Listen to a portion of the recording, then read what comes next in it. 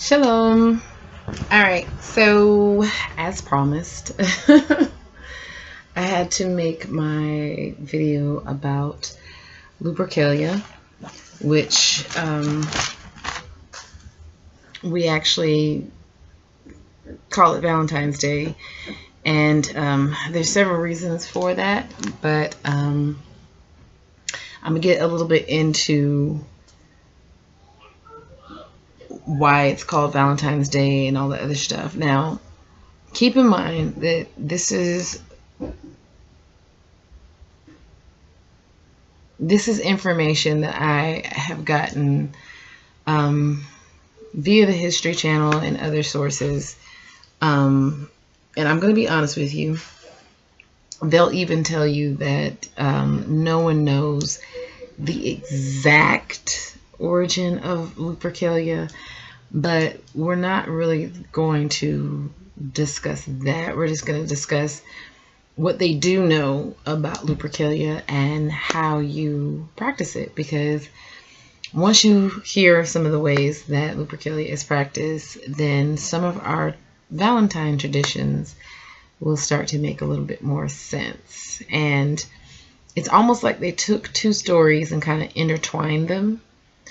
So I'm not gonna lie to you, a part of me is kind of like maybe there was a Valentine's Day separate from Lupercalia and they just kind of merged them together. I don't know, but I'll let you be the judge of that when you hear what's going on.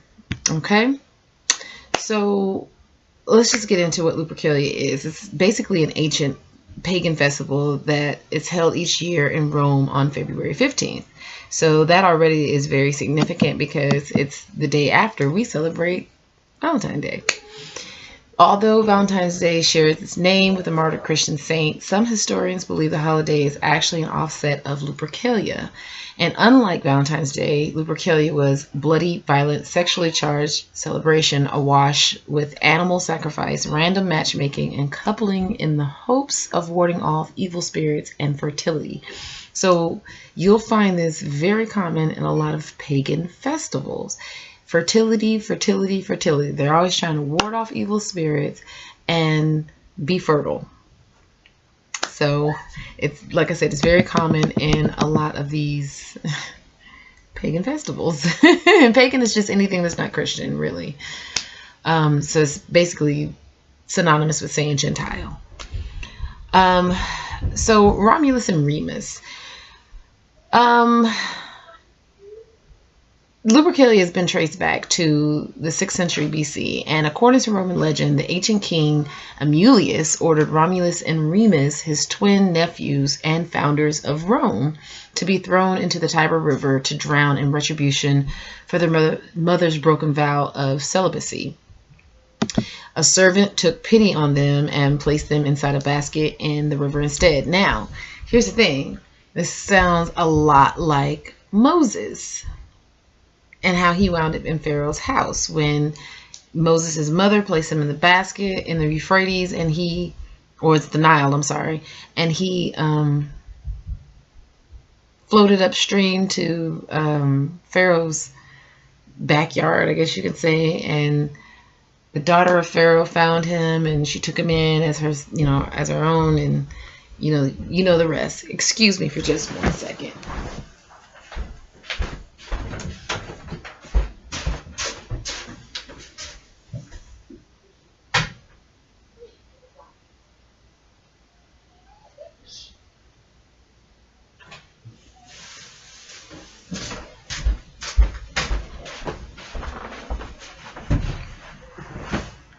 Okay, sorry.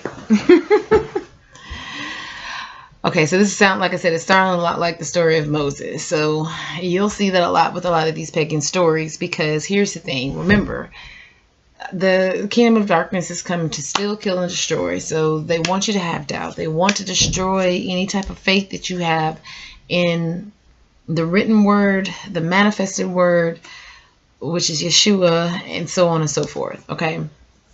So the river god carried the basket and the brothers downriver to the wild fig tree, where it became caught in some branches, and the brothers were rescued and carried off and cared for by a she wolf in a den at the base of the Palatine Hill where Rome was founded. Okay, so the twins were later adopted by a shepherd and his wife and learned their father's trade. And after killing their uncle, who ordered their death, they found the cave of the den where the she-wolf who nurtured them was and named it Lupercal. And it's actually thought that Lupercalia took place to honor the she-wolf and to please the Roman fertility god Lupercus. And we'll get into Lupercus in just a second. So there's a lot going on. So the ritual sacrifices that took place during Lupercalia happened in a few different places. So Lupercal Cave, where the she-wolf that raised them was the first place on Palatine Hill, and also within the Roman open air public meeting place called the Comitium. Yes, Comitium. Or Comitium, it might be what it's called. The festival began at Lupercal Cave with the sacrifice of one or more male goats, and which is a representation of sexuality in a dog. And once I get into who Lupercus, the fertility god, is, you'll understand a little bit more about the goats and the dog. But the sacrifices were performed by the Luperci, which were the Roman priests. And afterwards, the foreheads of 2 naked Luperci were smeared with animal blood using the bloody sacrificial knife. That was, the one that was used to kill the animals in the first place. And then the blood was removed with a piece of milk-soaked wool. So I want you to go ahead and get this image in your head. You got blood on your head, which is red. And then you're taking a piece of wool, which is white, soaking it in milk, which is also white, and removing it. So what are the colors of Valentine's Day? Are they not red and white? It's just something to think about, because it's no coincidence that these things are happening, okay? So in ancient Rome, feasting began after the ritual sacrifice. When the feast of the Lupercal was over, the Luperci cut strips, which they also called thongs or februa. Sounds like February, of goat hide from the newly sacrificed goats. Then they ran naked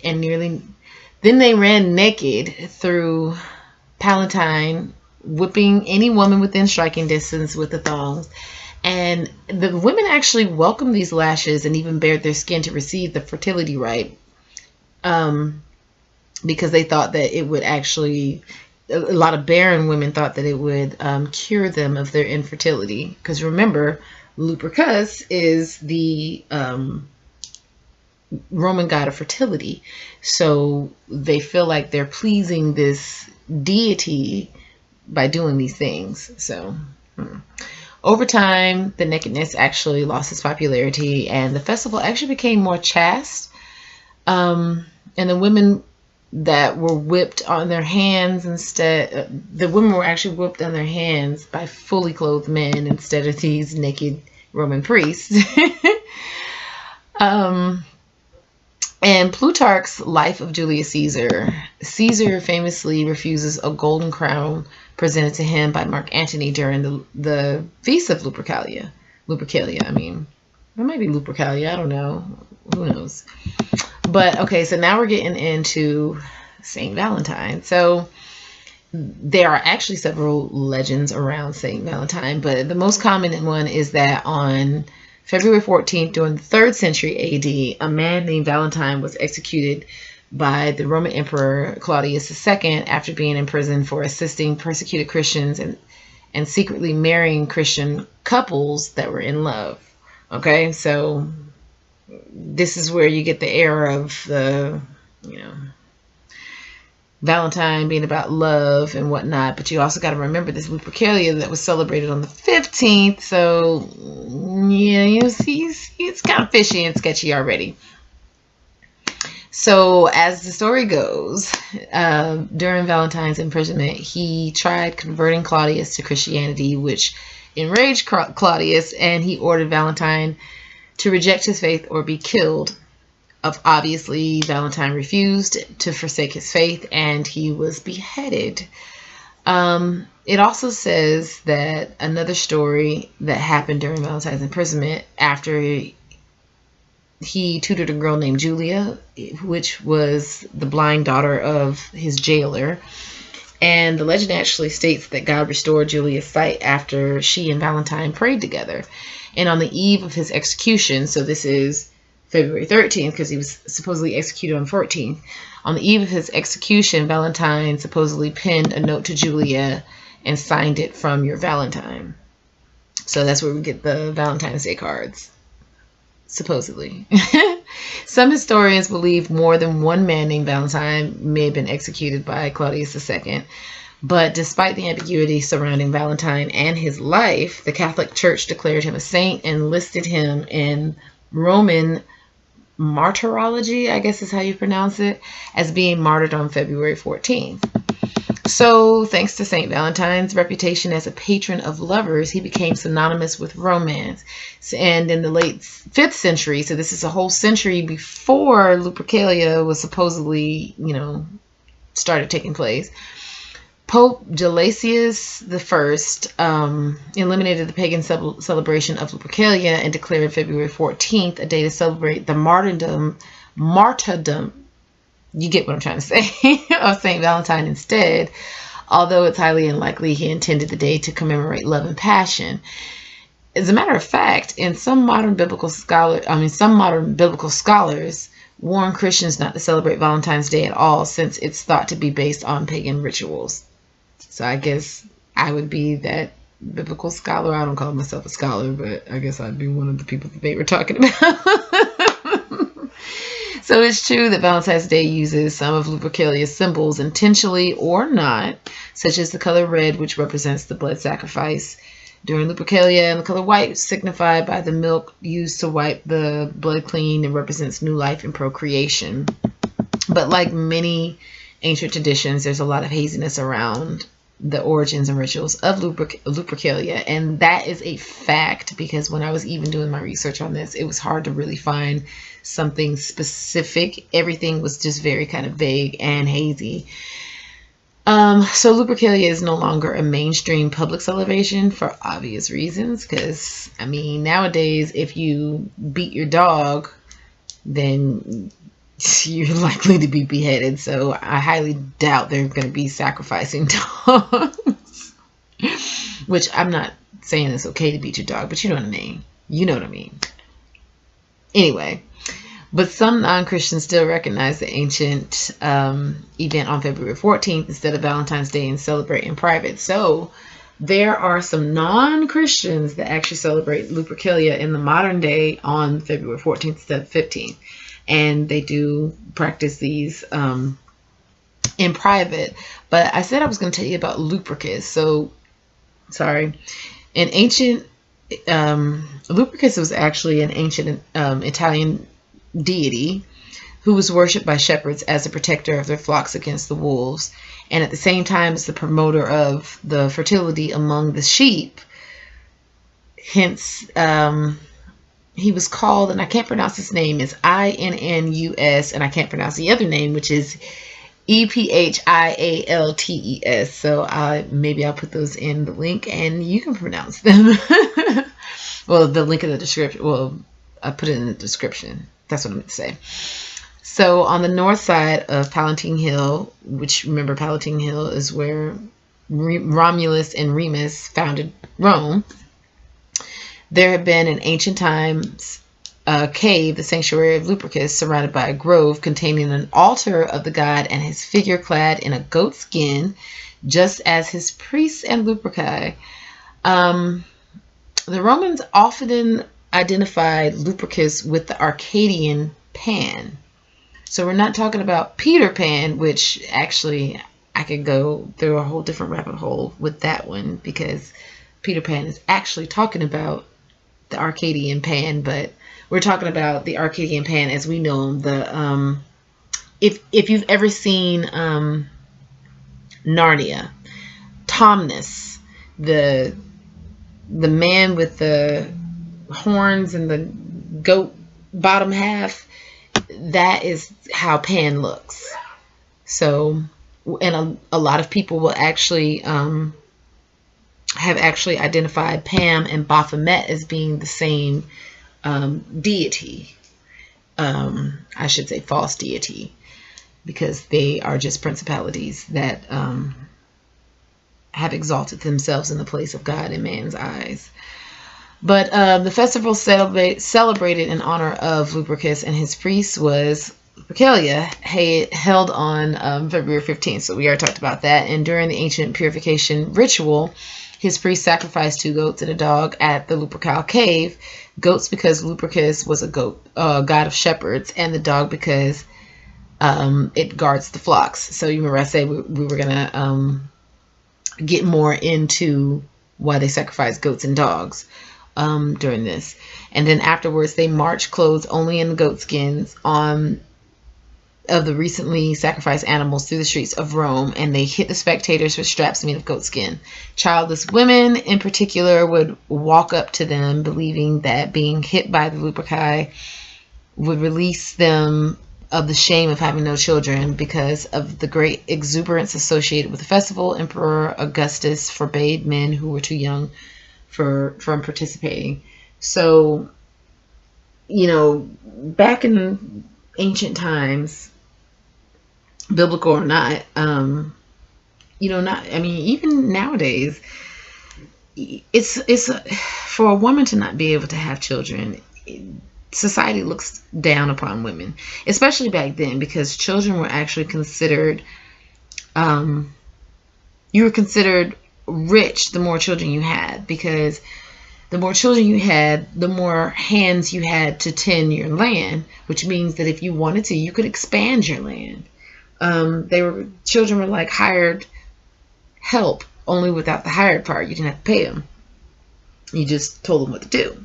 So having children was considered a very honorable thing for women to be able to do. So when you couldn't have children, it was a dishonor to women. So instead of them turning to Abiyaua, they turned to Lupercus in Rome. And these are actually the types of things that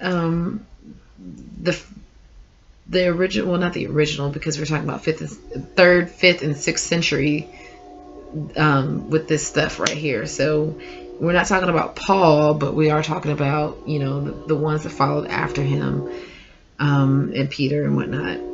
But the first few centuries of Christians had to deal with these types of things. And this was out in the open. It's still going on. It even says it's still going on, but it's more covert now.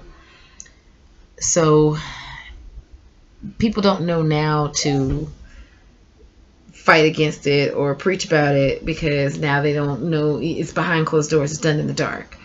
But what's done in the dark will come to light. We know that. And excuse me, but I'm going to have some of my coffee. So we know that what's done in the dark will come to the light eventually. And hopefully this is the light for some people. Hopefully the light is shining through me, I should say, for some people, because we know that Yeshua is the light.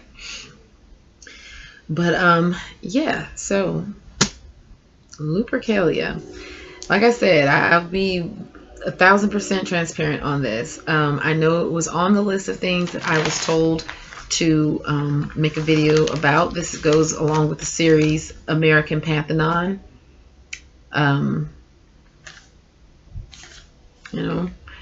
And like I said, this is actually one of the ones, as you can see on there. I don't know if you can see it. Valentine's Day.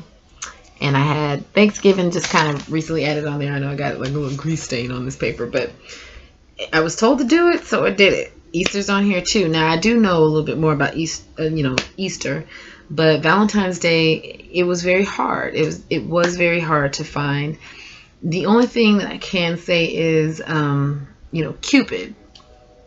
Now I know this from when I was studying demonology a little bit. Now, whether it's true or not, I can't say. But I will throw this little nugget in there, and I would advise you to pray on it and do your own research and be led by Ruach HaKodesh on this. Because I'm just a human like everybody else, and could be wrong on this. But from what I know from when I studied. So Cupid is portrayed as a cherub. you know, a baby in a diaper. You know, he's a cherub angel.